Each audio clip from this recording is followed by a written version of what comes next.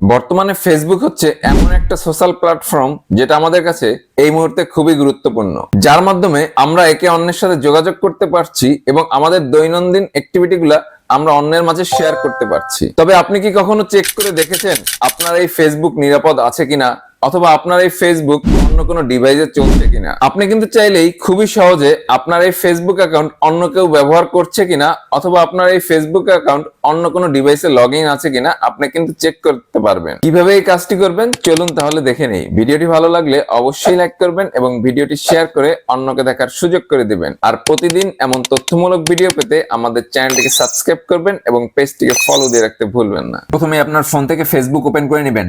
এবার প্রোফাইল আইকনে ক্লিক করে সেটিং অপশনে ক্লিক করবেন। তারপর অ্যাকাউন্ট সেন্টারের উপরে ট্যাপ করবেন। এবার একটু স্ক্রল ডাউন করে নিচে পাসওয়ার্ড সিকিউরিটি অপশনে ট্যাপ করবেন। তারপর where you are login tap করবেন। এবার আপনার প্রোফাইলের উপরে ট্যাপ করবেন। এবার যে পেজটি ওপেন হবে এখানে আপনার ডিভাইস ব্যতীত অন্য কোনো ডিভাইস থাকলে বুঝবেন ওই ডিভাইসটিতে আপনার ফেসবুক চলছে।